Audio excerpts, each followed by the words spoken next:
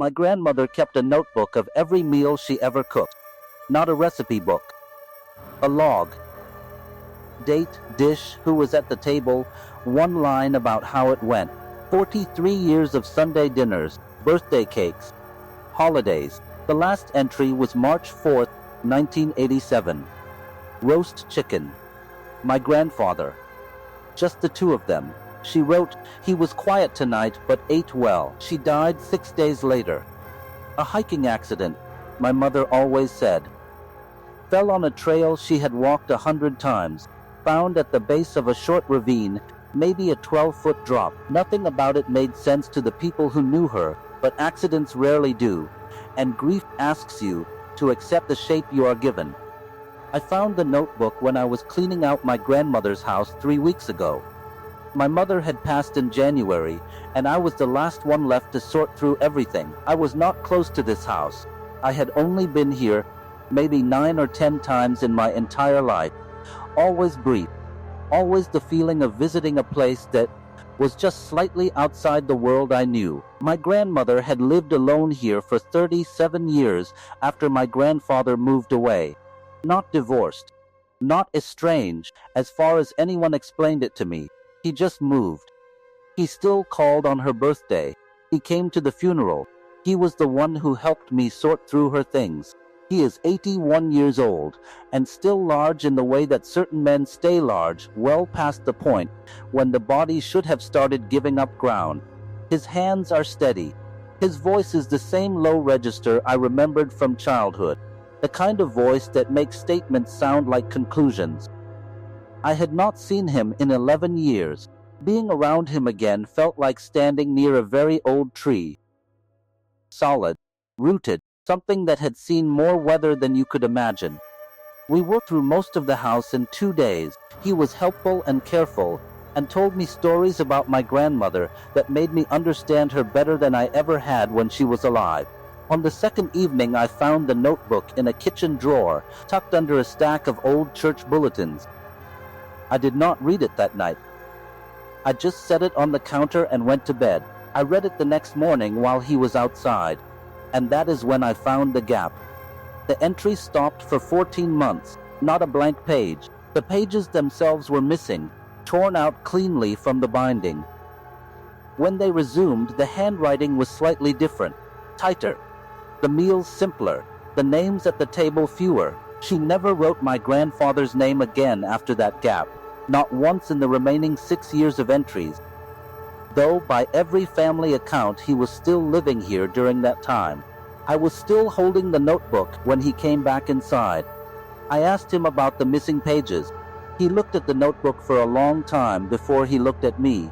Then he said, "How much do you actually want to know?" That was the part I have not been able to stop thinking about. Not what he said after. Not the 2 hours that followed. Sitting at my grandmother's kitchen table while he spoke in that low, steady voice about things I am still trying to find the edges of. The part that stays with me is the question itself. How much do you actually want to know? Because embedded in that question was a certainty that there was more, that it was specific, that he had been carrying it for a long time and was not surprised I had found the door. He told me he had done things that could not be explained inside the language I was used to using. He told me that the 14 missing months were the beginning of it, that my grandmother had known, had been part of some of it, and had then decided she could not continue being part of it. He said that her death was not what my mother was told.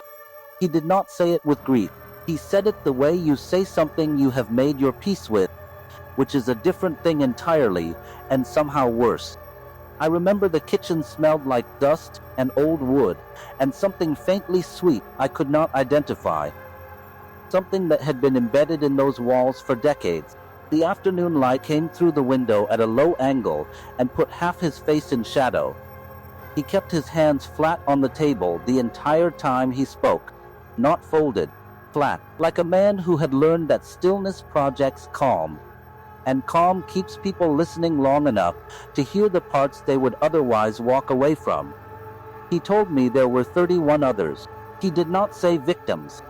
He used a word I had never heard before, and when I asked him to explain it, He said the explanation would take longer than I had patience for. He said some of them were not what they appeared to be. He said he understood how that sounded. He said he had learned to stop caring how it sounded somewhere around the 9th or 10th year. I asked him if he was sorry. He was quiet for a moment. Then he said, "Negatate." For some of them, yes. For most of them, no. I asked him what he wanted from me, why he was telling me this. He said he was not getting any younger, and there were things that needed to continue after him. Things he had learned, places and materials, and a way of identifying certain people before they had the chance to do what they were going to do anyway. He said he thought I had the right kind of mind for it. He said my grandmother had thought so too. I left that night. I drove for 2 hours before I pulled over. Not because I was tired, but because my hands would not stop shaking. And I thought I should probably stop until they did. I sat in a gas station parking lot under a light that kept cycling between bright and dim, some fault in the ballast, and I held the notebook in my lap and tried to decide what I actually believed. I have not called him back. The notebook is in my bag, and I have looked at it every day since, running my thumb along the ragged edge where the pages were removed. 14 months of her handwriting, gone. 6 more years of meals that never once said his name. I keep returning to one entry from near the end, November of 1992, 2 weeks before she died. Soup, alone. She wrote 3 words after it that she had never written before in 43 years of entries. I do not know what they mean. I am not sure I want to. That is the part I cannot let go of. Not what he told me, not the 31. The idea that she knew something I do not, something she compressed into 3 words at the bottom of a soup entry, and that my grandfather is out there right now, steady-handed and patient, waiting for me to decide whether I want the rest of it. I have not decided yet. I think that is what scares me most.